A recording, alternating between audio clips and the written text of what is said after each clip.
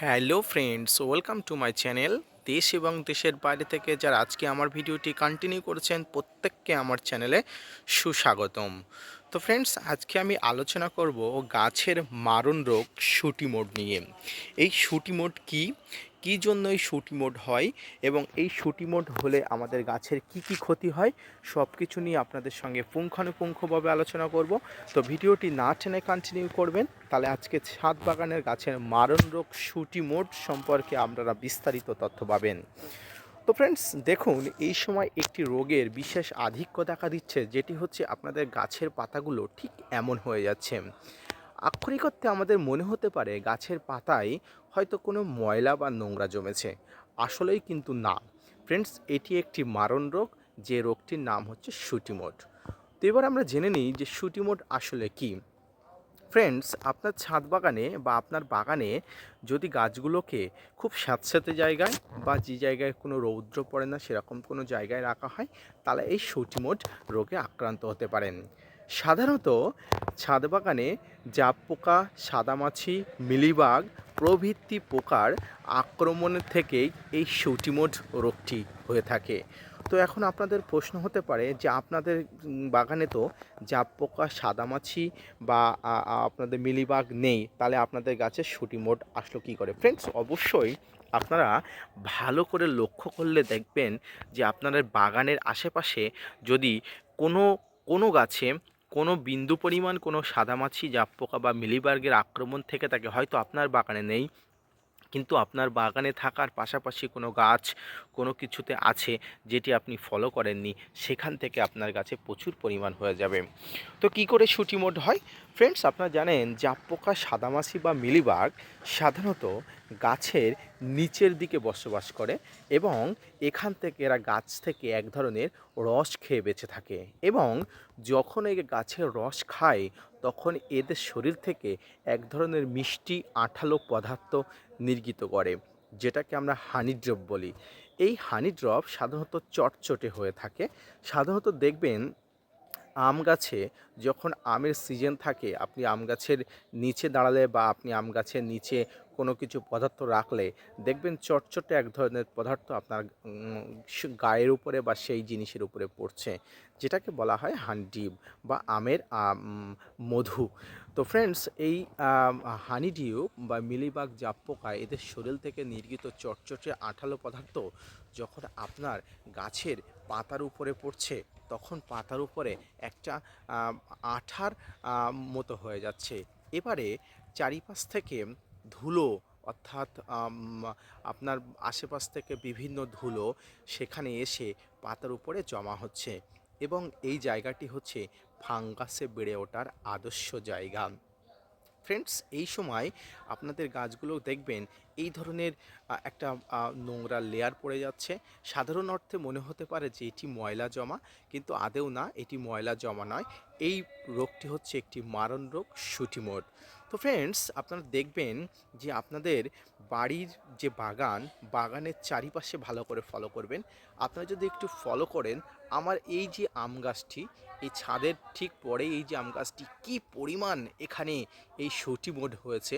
যদিও গাছটি বড়, খুব তাড়াতাড়ি সারভাইভ করবে এবং আমার এখানে আমার বাগানে কোনো গাছেই মিলিবাগ, জাপ পোকা, সাদামাছির উৎপাত নেই। তবুও মনে প্রশ্ন হতে পারে যে আমার শুঁটি মোডটা আসলো কী করে? এখানেই একটা মজার বিষয়। ফ্রেন্ডস, আপনারা যদি লক্ষ্য করেন আমার ঠিক এই গাছগুলোর ঠিক উপরে কি পরিমাণ সাদামাছির আক্রমণ হয়েছে আপনারা দেখলে বুঝতে পারবেন। ফ্রেন্ডস, আপনারা যদি দেখতে পান, আমি অবশ্যই আপনাদেরকে দেখাচ্ছি, যেখানে প্রত্যেকটা পাতায় প্রচুর পরিমাণ সাদামাছির আক্রমণ হয়েছে। এই সাদামাছি হলো এই শুঁটি মোড রোগের প্রধান বাহক বা প্রধান উৎপন্নকারী জিনিস। প্রচণ্ড পরিমাণ সাদামাছির আক্রমণ হয়েছে। এখান থেকে যে হানি ডিউব নির্গত হচ্ছে, এই হানি ডিউব আপনার গাছে প্রচুর পরিমাণ এই শুঁটি মোড রোগ নিয়ে আসতে সহায়তা করছে। তো ফ্রেন্ডস, এবার আপনাদের কি করণীয়? আপনাদের যে গাছগুলো শুঁটি মোড রোগে আক্রান্ত হয়েছে, সেই গাছগুলো ছাদ বাগানের অন্য গাছ থেকে সম্পূর্ণ আলাদা রাখতে হবে এবং এই গাছগুলোকে বিশেষ পরিচর্যা করতে হবে। ছাদ বাগানে এমন কোনো গাছ নেই যার আশেপাশে এই গাছগুলোকে রাখা যাবে। সম্পূর্ণ ভিন্নভাবে রাখবেন এবং এর বিশেষ পরিচর্যা করতে হবে। এর পরিচর্যার মধ্যে আপনারা কোনো কীটনাশক দিলে এর পরিচর্যা হবে না। কোনো কীটনাশক দিয়ে এই শুঁটিমোট রোগাক্রান্ত পাতাগুলোকে আপনারা রক্ষা করতে পারবেন না। সেক্ষেত্রে আপনারা করবেন যে আপনারা ডিটারজেন্ট নেবেন, অর্থাৎ সাব ক্ষমা করবেন, ডিটারজেন্ট, বাড়িতে থাকা ডিটারজেন্ট নেবেন এবং ডিশওয়াশ নেবেন, অর্থাৎ ডিশওয়াশ, রান্নাঘরে থাকা ডিশওয়াশ এবং ডিটারজেন্ট আপনারা কিছুটা জলে গুলে নেবেন। কিছুটা জলে গুলে নেওয়ার পরে আপনারা পুরো গাছগুলোকে ভালো করে ধুয়ে দেবেন। এবারে একটা সুতির ন্যাকড়া নিয়ে বা সুতির কাপড় নিয়ে এই পাতাগুলো যদি পারেন খুব ভালো করে একটা একটা করে আপনারা ঘষে ঘষে ধুয়ে দেবেন যদি সম্ভব হয়। আপনাদের মনে প্রশ্ন হতে পারে আমার বড় গাছ কী করে আমি এই ন্যাকড়া বা কাপড় দিয়ে ঘষবো। সেক্ষেত্রে আপনাদের বলবো আপনাদের এটা করার দরকার নেই। যদি আপনাদের বড় গাছ হয়ে থাকে তাহলে আপনারা প্রায় 2 দিন 3 দিন অন্তর অন্তর এই ডিশওয়াশ এবং ডিটারজেন্ট একসঙ্গে জলে গুলো নিয়ে দেবেন, দেখবেন অবশ্যই খুব ভালো কাজ হবে। এবং আপনাদের যদি ছোট গাছ হয়ে থাকে আপনারা এই পদ্ধতি অবলম্বন করবেন, অর্থাৎ ডিশওয়াশ এবং ডিটারজেন্ট নিয়ে একটা সুতির ন্যাকড়া নিয়ে খুব ভালো করে অবশ্যই এই গাছের পাতাগুলো ঘষে দেবেন, দেখবেন এই শুঁটিমোট রোগ নির্মূল হয়ে গেছে। ফ্রেন্ডস, এই শুঁটিমোট খুব ভয়ঙ্কর এবং মারাত্মক রোগ। যদি আপনার গাছের পাতা এই ধরনের লেয়ার তৈরি করে তাহলে আপনার গাছে এগুলো ক্লোরোফিল তৈরি করতে পারবে না এবং গাছগুলোকে ধীরে ধীরে মৃত্যুমুখে পতিত করবে, গাছের গ্রোথ একদম বন্ধ হয়ে যাবে। তো ফ্রেন্ডস, আজকেই আমি লক্ষ্য করলাম যে আমার গাছে শুঁটিমোট রোগে আক্রান্ত হওয়ার প্রধান কারণ হচ্ছে গাছের পাতাতে এই ধরনের সাদামাছি প্রচুর পরিমাণ আক্রমণ। তো ফ্রেন্ডস, এই সাদামাছির প্রচুর পরিমাণ আপনারা দেখতে পাচ্ছেন, সাদামাছির প্রচুর পরিমাণ আক্রমণের জন্য আমার এই গাছগুলোকে সবাই সাফার করতে হচ্ছে। তো আজই আমি এই পাতাটা কেটে দেওয়ার ব্যবস্থা করব। তো এবারে কী করবেন, আপনাদের গাছগুলোর থেকে যখন পুরোপুরি শুঁটিমোট রোগ দূর হয়ে যাবে তখন আপনারা এখানে কিছু কন্টাক্ট ফাঙ্গিসাইড এবং কিছু কন্টাক্ট পেস্টিসাইড অবশ্যই দিয়ে দেবেন।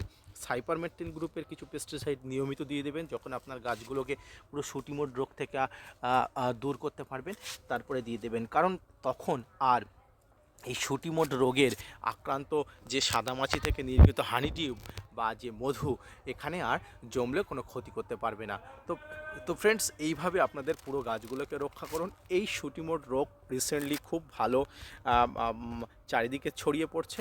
তা আপনারা যদি এই মুহূর্তে শুঁটিমোট রোগের আক্রান্ত গাছগুলোকে এইভাবে দেখভাল করতে পারেন তাহলে আপনাদের ছাদ বাগানের প্রত্যেকটি গাছ এই মারণ রোগ শুঁটিমোট থেকে রক্ষা পাবে। তো ফ্রেন্ডস, এবারে আপনারা যখন গাছগুলোকে পুরোপুরি শুঁটিমোট রোগের আক্রান্ত থেকে রক্ষা করতে পারবেন তখন আপনারা কি করবেন, আপনারা জোরে জলের ফোর্স দিয়ে প্রতিদিন দুপুরে বা সকালের টাইমে আপনারা গাছগুলোকে ধুয়ে দেবেন। যদি আপনাদের গাছগুলোকে জল না লাগে শুধুমাত্র ফোর্স দিয়ে গাছের পাতাগুলো ধুয়ে দেবেন, তাহলে দেখবেন এখান থেকে যদি কোনো হানিডিউ পড়ে থাকে তাহলে সেগুলো ধুয়ে যাবে, সেগুলো চটচটে থাকবে না, আশেপাশ থেকে কোনো ধুলো নোংরা ময়লা এখানে জমবে না এবং গাছের পাতাগুলো পরিষ্কার থাকবে। তো এই শুঁটিমোট রোগ বর্তমানে আপনার গাছগুলোকে ধীরে ধীরে মৃত্যুমুখে পতিত করছে। আপনার ছাদ বাগানে যে কটি গাছ আছে এই মুহূর্তে স্টেপ নিন, নাহলে ধীরে ধীরে মৃত্যুমুখে পতিত হতে পারে। ফ্রেন্ড, সাধারণত আমিও মনে করেছিলাম এটি সাধারণত ময়লা।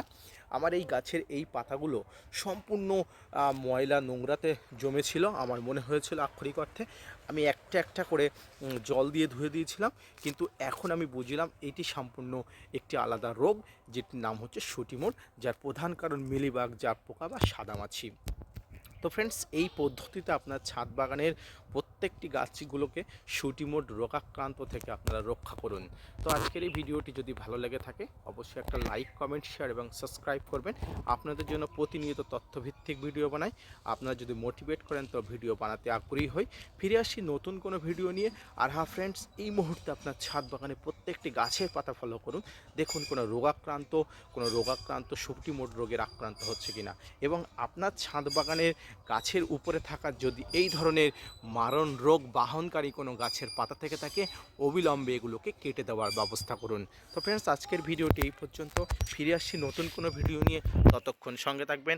আর হ্যাঁ, ছাদ বাগানে শুঁটিমোট রোগাক্রান্ত প্রত্যেকটি গাছগুলো এই মুহূর্তে পরিচর্যা করুন, নইলে আপনার ছাদ বাগানের প্রত্যেকটি গাছ কিন্তু ক্ষতিগ্রস্ত হবে।